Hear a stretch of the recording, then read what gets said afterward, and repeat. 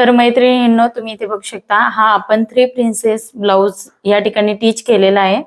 तर ह्या ब्लाउज मध्ये ना बॅक साइडला छोटासा नेक होता वर्क मध्ये। तर ऍक्च्युली ना बरेच वेळा आपण वर्क वाला छोटा असा ब्लाउजचा ऑलरेडी गळा ब्लाउज पीस मध्ये दिलेला असेल ना, तर जर कस्टमरला बोटनेक मध्ये नको हवं असेल, कारण तो गळा शक्यतो आपण बोटनेक मध्ये कन्वर्ट करतो, परंतु नको असेल, ओपन पाहिजे असेल, तर ती गळ्याची जी डिझाईन असते ना ती ह्या ठिकाणी येते। तर मग इथे येत असेल तर धाग्याचा वर्क वगैरे असेल ना, तर तो तुम्हाला काय करायचं, सुईने वगैरे काढून टाकायचं, म्हणजे जेणेकरून हे बघा या ठिकाणी मी काढून घेतलेली आहे, तर खूप सुंदर आता फिनिशिंग मध्ये दिसते। नाही तर हे दोन्ही साईडला दिसल्यावरती काय होतं ना, ब्लाउज खूप विचित्र दिसतो। आणि थ्री प्रिन्सेस ब्लाउज आपण शॉर्ट स्लीव्ह घेतलेली आणि टिचिंग केलेलं आहे, खूप सुंदर ब्लाउज तयार झालेला आहे। तर ह्या ब्लाउजचं कटिंग आणि टिचिंगचा व्हिडिओ लवकरच तुम्हाला येणार आहे आपल्या मोठ्या चॅनल वरती।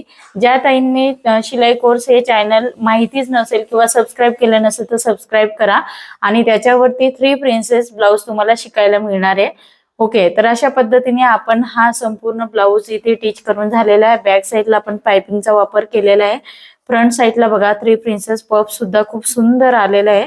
आता हे माझ्या मापाचं नाहीये, परंतु तरी सुद्धा मी तुम्हाला इथे लावून दाखवते। हे बघा, ह्या पद्धतीने बघा, ह्या पद्धतीने पफ सुद्धा किती सुंदर तयार झालेला आहे। हे बघा, या ठिकाणी कुठेही अशा पद्धतीने आपला हा थ्री प्रिन्सेसचा पफ येणार आहे। बघू शकता किती छान प्रकारे आपला हा थ्री प्रिन्सेस ब्लाउज या ठिकाणी बसलेला आहे। तर अशा पद्धतीने कुठेही योगपट्टी छातीवरती चढत नाही, काहीच नाही, आणि खूप सुंदर आलेला आहे। तर अशा पद्धतीने तुम्हाला पण ब्लाउज संपूर्ण कटिंग आणि टिचिंग शिकायचे असतं तर नक्कीच आपल्या चॅनलला सबस्क्राईब करा।